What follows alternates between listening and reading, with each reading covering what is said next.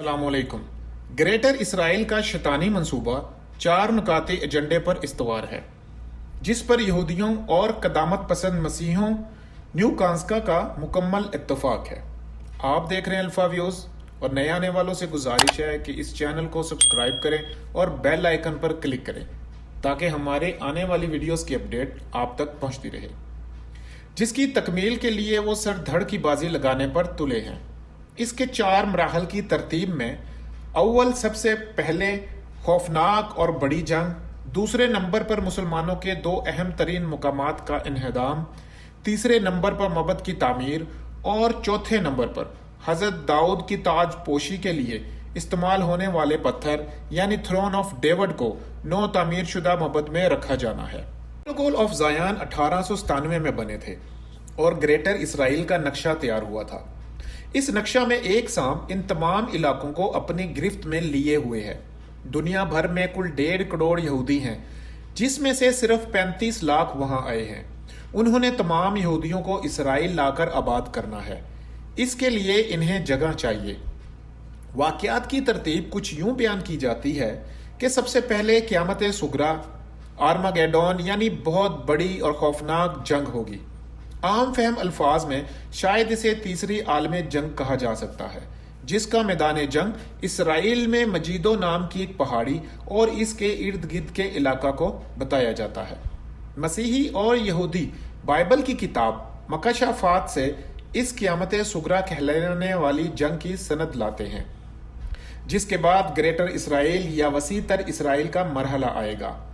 مسجد اقصیٰ اور قبۃ السنرا کا انہدام کرنے کا ملعون منصوبہ بھی زیر غور ہے۔ سنرا چٹان کو کہتے ہیں۔ قبۃ السنرا وہ سنہرے گنبد والی عمارت ہے جو اکثر تصاویر میں دیکھی جا سکتی ہے۔ مسلمانوں کے لیے یہ دونوں مقدس مقامات یروشلم میں واقع ایک پہاڑی پر ہیں۔ اس پہاڑی کو یہودی ٹیمپل ماؤنٹ یا معبد کی پہاڑی کے نام سے پہچانتے ہیں۔ محترم نبی حضرت سلیمان علیہ السلام نے اللہ کا گھر یا مسجد، جسے یہودی معبد کہتے ہیں، اس پہاڑی پر تعمیر فرمایا تھا۔ نبی آخری الزماں محمد مصطفیٰ صلی اللہ علیہ وآلہ وسلم معراج پر جب بیت المقدس سے سدرۃ المنتہا کی طرف تشریف لے گئے، آپ کا براق جس چٹان سے آسمانوں کی طرف روانہ ہوا تھا، عبد الملک بن مروان نے اس چٹان پر ایک گنبد بنوایا جسے قبۃ السنرا کہتے ہیں۔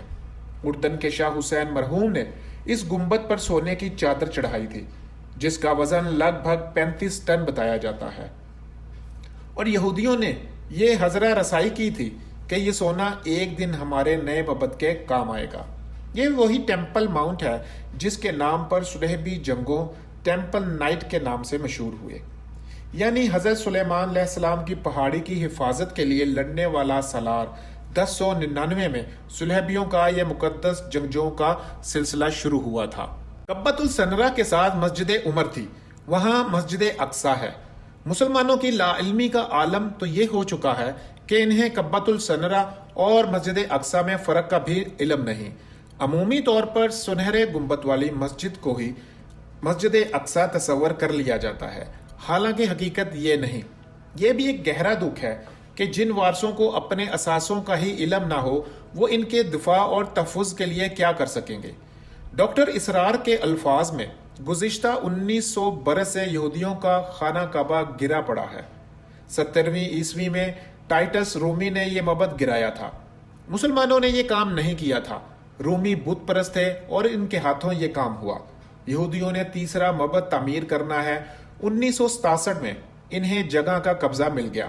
اب تعمیرات کے حتمی مرحلے کی طرف انہیں جانا ہے۔ 1967 سے پہلے مشرقی یروشلم اردن کا حصہ تھا۔ عرب اسرائیل 6 روزہ جنگ کے بعد یہ حصہ یہودیوں کے قبضے میں چلا گیا۔ اس جنگ میں اسرائیل نے بیک وقت 3 عرب ممالک کو شکست سے دوچار کیا تھا۔ یروشلم ہاتھ میں آنے کے بعد یہودیوں نے فتح کا جشن منایا تھا۔ اللہ کے پیغمبر حضرت داؤد علیہ السلام نے پہلا اور ان کے فرزند اور نبی حضرت سلیمان علیہ السلام نے دوسرا معبد تعمیر کیا تھا۔ چونکا دینے والی حقیقت یہ بھی ہے کہ اب تیسرے معبد کی تعمیر کے بعد اس میں وہ مقدس پتھر لا کر رکھا جائے گا، جس کے بارے میں کہا جاتا ہے کہ یہ وہ پتھر ہے جس پر حضرت داؤد علیہ السلام کی تاج پوشی ہوئی تھی۔ یہ پتھر تھرون آف ڈیوڈ یا داؤد کا تخت کے نام سے مشہور ہے۔ اس پتھر پر بعد میں حضرت سلیمان علیہ السلام کی تاج پوشی ہوئی۔ بیان ہوتا ہے کہ حضرت سلیمان علیہ السلام نے اللہ کا جو گھر بنایا تھا اس میں یہ پتھر رکھا گیا تھا، اور اس کے بعد اسرائیلی بادشاہوں کی تاج پوشی بھی اسی پتھر پر ہوتی رہی ہے۔ معبد گرانے کے بعد بادشاہ ٹائٹس رومی نے یہ پتھر اپنے ساتھ روم لے گیا تھا، جہاں سے پھر یہ پتھر آئرلینڈ اور اسکاٹ لینڈ سے ہوتا ہوا برطانیہ جا پہنچا۔ 14ویں عیسوی صدی میں اس پتھر کو ایک کرسی کا حصہ بنا دیا گیا۔ برطانیہ میں ویسٹ منسٹر کی پارلیمنٹ کے ساتھ واقع ویسٹ منسٹر چرچ میں یہ کرسی موجود ہے۔ برطانوی بادشاہوں اور ملکہ کی تاج پوشی میں اسی کرسی پر بٹھا کر ہوتی ہے۔ دنیا میں یہودیوں کی تعداد 1,40,00,000 کے لگ بھگ ہے، جبکہ دنیا میں مسلمانوں کی کل آبادی 1,50,00,000,000 ہے۔ ان اعداد و شمار کی روشنی میں مسلمانوں کی تعداد اتنی زیادہ ہونے کے باوجود 1,50,00,000 یہودی 1,50,00,000,000 مسلمانوں سے زیادہ طاقتور ہے۔ اس کی کیا وجہ ہے؟